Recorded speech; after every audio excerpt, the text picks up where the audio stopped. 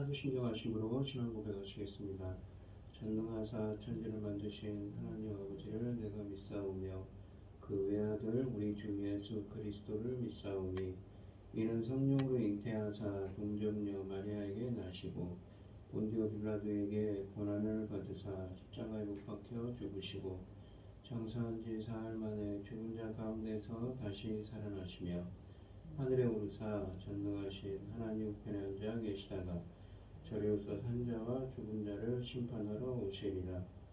성령을 믿사오며 거룩한 공예와 성도가 서로 교통하는 것과 죄를 사하여 주시는 것과 몸이 다시 사는 것과 영원히 사는 것을 믿사옵나이다. 아멘.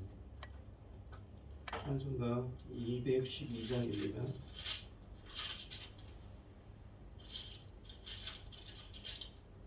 212장입니다.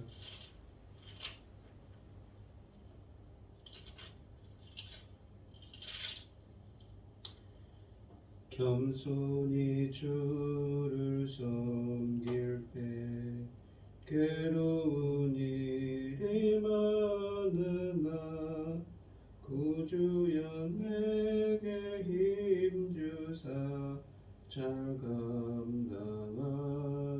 하소서. 인자한 말을 가지고 사람을 감화시키며 갈 길을 잃은 무리를 잘 인도하게 하소서.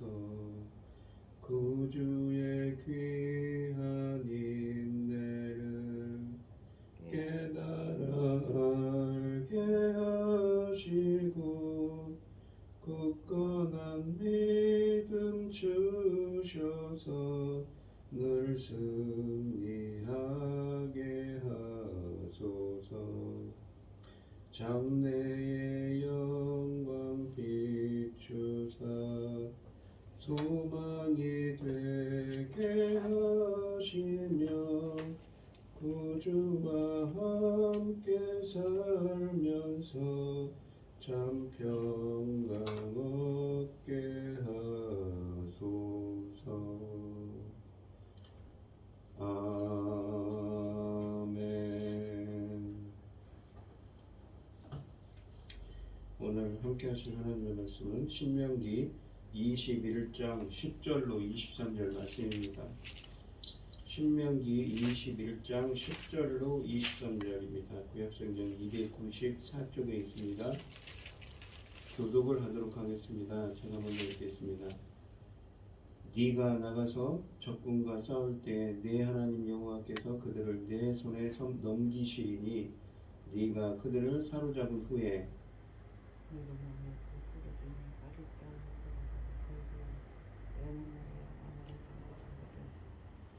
그를 내 집으로 데려갈 것이요 그는 그 머리를 밀고 손톱을 베고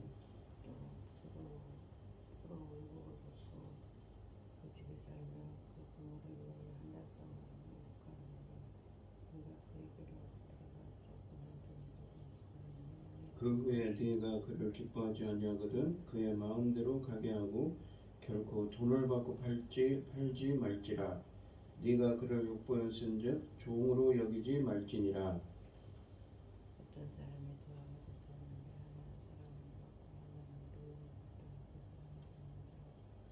비움을 받는 자보다 아들을 낳았다 하자.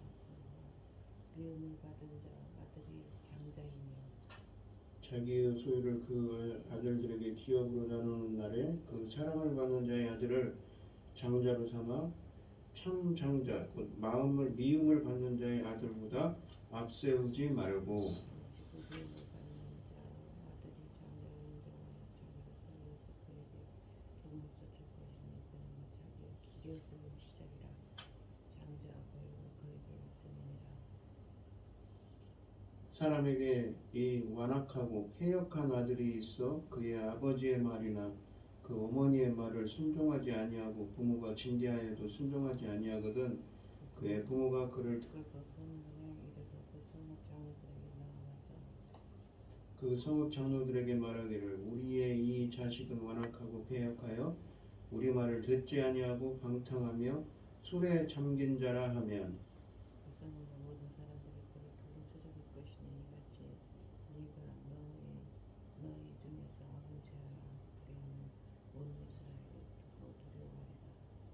사람이 만일 죽을 죄를 범함으로 네가 그를 죽여 나무 위에 달거든 그 시체를 나무 위에 밤새도록 두지 말고 그날에 장사하여 내 하나님 여호와께서 내게 기업으로 주시는 땅을 더럽히지 말라. 나무에 달린 자는 하나님께 저주를 받았음이니라. 아멘. 오늘 본문 말씀의 제목은 보호받을 백성의 권리입니다. 10절로 14절은 포로를 아내로 삼을 때의 규례에 대해 말씀하십니다. 모세는 20장에서 일단 끝냈던 전쟁 이야기를 다시 시작합니다. 이번에는 전쟁에서 얻은 여자의 포로를 이 아내로 삼고자 하는 사람들에게 지침을 내립니다. 이 율법의 핵심은 여자 포로의 감정을 존중하고 그녀의 인격을 결코 무시해서는 안 된다는 것에 맞추어져 있습니다.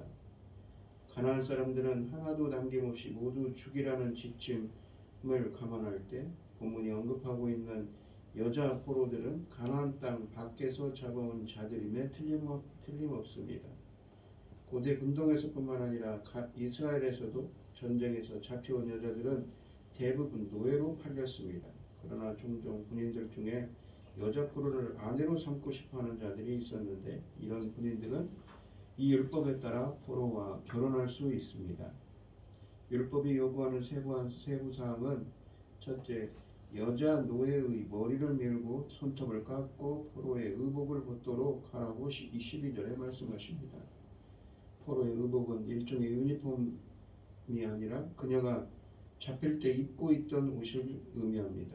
그녀의 신분의 변화를 상징하는 것이지요. 전에 입던 옷을 벗어버리고 신체에서 제거할 수 있는 것들을 제거함으로써 옛날 신분과 삶을 완전히 버리고 새로운 신분으로 새 삶을 시작하는 것을 상징하는 것입니다. 또한 남편은 이 여인을 더 이상 노예나 이방 여인을 대하듯 해서는 안 된다는 의미를 가지고 있습니다.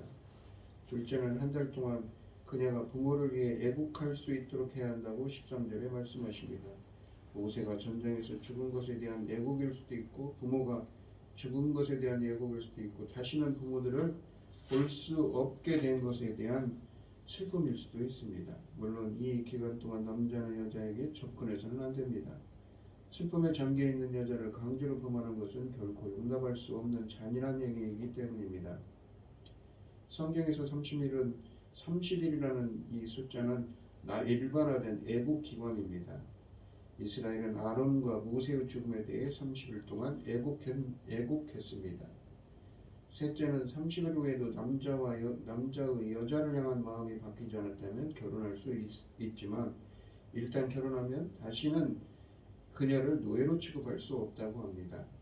만일 남자가 여자를 싫어하게 되더라도 다른 사람에게 노예로 팔 수 없다고 14절에 말씀하십니다. 여인과 잠자리를 가졌기 때문에 그녀는 더 이상 그 사람의 노예로 취급될 수 없으며 아내의 권한을 가진 이스라엘 여인처럼 대해야 합니다. 또한 여인의 입장에서는 이 결혼에 대한 선택의 여지가 없었습니다. 그러므로 본인의 의지와 상관없이 강제로 결혼했다가 이혼하게 된 것에 대한 보상적인 심리도 함께 작용하고 있다고 할 수 있습니다. 14절 말씀은 남자가 여자를 노예로 팔 수 없는 이유를 그가 여자를 욕보였기 때문이라고 합니다. 정 싫으면 자유인으로 내보내야 합니다. 마치 정상적인 상황에서 결혼한 여자에게 이혼 증서를 써주고 집에서 내보내는 것과 다를 바 없는 것이지요. 15, 16, 17절은 장자의 상속권에 대해 말씀하십니다. 이 단락은 일부 다처제를 행한 사람이 재산을 자식들에게 나누어줌에 있어서 자기 마음에 내키는 대로 하는 것을 방지하는 율법입니다. 구약의 이스라엘에게 일부 다처제를 허용하는 것은 고대 근동의 정서와 비슷하지만 실제로 일부 다처제를 행한 사람들의 숫자는 지극히 적었다고 합니다. 무엇보다도 경제적인 여건이 대부분 사람들이 일부 다처제를 행하는 것을 막았습니다. 본문은 두 아내를 거느린 한 남자의 정황을 가정해서 규례를 제시하고 있다고 15절에 말씀하십니다. 사람이 두 여자를 동일하게 사랑할 수는 없지요. 사무엘의 아버지 엘가나는 두 아내 한나와 분인나, 야곱의 두 아내 레아와 라헬의 일을 생각해 보십시오. 결국 한쪽을 더 사랑하게 되고 이 사랑에 비교하면 이 나머지 사람을 향한 마음은 마음으로밖에 표현될 수 없습니다. 이런 경우 사랑과 마음은 상대적이기 때문이지요. 남편이 두 아내 중 한 여자를 더 사랑하면 억울한 희생자가 나올 수 있습니다. 바로 사랑을 덜 받고 사랑받지 못하는 여자의 자식들입니다. 재산 상속에 있어서는 불이익을 당할 수 있지요. 남자는 자연스럽게 자신이 더 사랑하는 아내의 자식에게 마음을 줄 수밖에 없으며 레아와 라헬의 경쟁적 관계에서도 짐작할 수 있듯이 사랑받는 여인의 이권 개입이 이런 현상을 가중시킬 수 있습니다. 모세는 장자의 권한이 아버지의 선택에 의해 좌우되는 것을 금합니다. 사랑받지 못하는 아내의 자식이라 할지라도 장자라면 제일 먼저 태어난 자식이기 때문에 그에게 장자의 권한을 주어야 한다고 17절에 말씀하십니다. 이 율법은 이스라엘 사회에서 공의를 실현하려는 규례라 할 수 있습니다. 장자의 권한은 이 두 자식의 숫자가 일반적으로 자식의 숫자가 둘이라면 이 유산을 세 몫으로 나눠서 그 중에 두 몫을 장자에 주는 것입니다. 그러나 스가랴서 이 13장 8절은 3분의 1을 뜻하면서 동일한 표현을 사용합니다. 자식의 숫자에 상관없이 아버지 유산의 3분의 1을 장자에게 주고 3분의 1을 나머지 자식들에게 나누어 주라는 것으로 해석될 수 있는 것입니다. 그러나 이 표현이 설령 3분의 1을 뜻한다 할지라도 본문의 정황을 고려하면 똑같은 이야기일 뿐입니다. 이 전통적으로 이렇게 하는 것을 장자에게 두 몫을 주라는 것으로 간주해 왔습니다. 야곱은 요셉에게 장자권을 주었는데 그 행위는 이 규례에 역행하지만 그는 이 율법이 명시되기 전에 살았으니 잘못했다고 볼 수는 없습니다. 18절과 21절은 폐역한 아들에 대해 말씀하십니다. 만일 누가 우상을 숭배하자고 꼬드기면 이 가장 가까운 사람이라 할지라도 그것을 고발하여 진상을 밝히고 처형하여 이런 악을 이스라엘에서 뿌리 뽑으라고 말씀하십니다. 가장 가까이 지내는 사람이 처형당할 것을 알면서도 법정에 고발하는 것은 어렵다 못해 잔인한 일이지만 공동체의 순수성을 유지하기 위해서는 꼭 이렇게 하는 일이 일으켜야 하는 일이 맞다는 것이 논리입니다. 이 본문에서 모세는 이스라엘에게 더 어려운 일을 요구합니다. 부모들에게 불량한 자식을 법정에 고발하라고 19절에 말씀하시고 설령 그 아들이 처형된다 할지라도 그렇게 해야 된다고 21절에 말씀하십니다.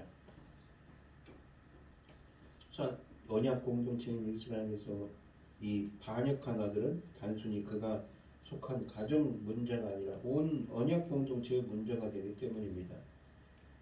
우리는 과부가 되어 친정으로 돌아가 지내던 이 딸이 임신했다는 소식을 들은 시아버지 유다가 특별한 재판 절차 없이 그녀를 끌어다가 불태워 죽이라고 명령한 일을 통해 이 선조시대 가나안에서도 이러한 정서가 자리 잡고 있었음을 엿볼 수 있습니다. 이러한 정서를 감안할 때 본문에 제시된 규례는 상당히 객관적이며 아버지의 권한을 제한합니다. 이 율법은 아버지와 어머니가 함께 아들을 고소해야 한다고 19절에 말씀하십니다. 그렇다면 아무리 아버지가 아들을 문제 삼는다 해도 어머니가 동의하지 않으면 재판까지는 회부되지 않습니다. 또한 문제의 아들을 부모들이 직접 처형하지는 못합니다. 그들은 자신들이 살고 있는 법정에 아들을 고발해야 하며 그 아들의 거취는 재판관들이 결정하는 것이기 때문입니다. 만일 법정이 이 아들의 처형을 결정하면 그가 살던 성읍의 모든 사람들은 그를 돌로 쳐서 죽여야 한다고 합니다. 돌로 쳐서 죄인을 죽이는 것은 이 대체로 증인들이 첫 돌을 던지는데 이 반역하는 아들을 처형하는 경우에는 부모가 첫 돌을 던지지 않아도 됩니다. 아마도 부모의 상한 마음을 배려하는 차원에서 예외를 두는 것으로 생각됩니다. 22절로 23절은 처형되어 나무에 달린, 그러니까 나무에 달려서 죽은 사람은 저주받았다고 표현하는데, 본문에서 사람의 실체의 처리에 대한 규례에 대해 말씀하십니다. 이 단락은 갖가지 죄로 인해 처형된 사람의 시체를 나무에 매달아둘 때에 관한 율법입니다. 처형당한 사람에게 추가적인 굴욕을 주어 범죄에 대한 경각심을 일깨우기 위해서 모든 사람들이 볼 수 있는 곳에 시체를 매달아두는 것은 고대 사회에서 통상적인 관례였습니다. 성경에서도 이 제대로 매장을 하지 못하고 짐승들이 시체를 먹게 되는 일을 저주라고 합니다. 이 규례는 이러한 저주가 처형 당일 이후에도 지속되는 것을 금합니다. 훗날 여호수아는 가나안 왕들을 처형하여 나무에 매달아 두었다가 이 규례에 따라 저녁에 묻어주었습니다. 시체를 하루 이상 매달지 못하게 하는 이유는 땅이 더럽혀지는 것을 막기 위해서라고 23절에 말씀하십니다. 시체는 땅을 가장 쉽게 오염시킬 수 있으며 시체를 오랜 기간 동안 나무에 매달아 두면 짐승들이 그 시체를 먹어 부정을 온 땅에 퍼뜨릴 수 있다는 것이지요. 이스라엘에게 주신 땅은 생기로 가득한 거룩한 곳입니다. 젖과 꿀이 흐르는 땅, 이스라엘 젖과 꿀이 흐르는 땅입니다. 이스라엘은 여기서 왕성하게 번성하여 더 많은 생명과 생기로 이 땅을 채워야 하는데, 이처럼 생기로 왕성해야 할 땅이 죽음으로 저주로 오염되어서는 안 된다는 것이지요. 그러므로 이스라엘은 땅이 부정하게 되는 행위를 자제해야 합니다.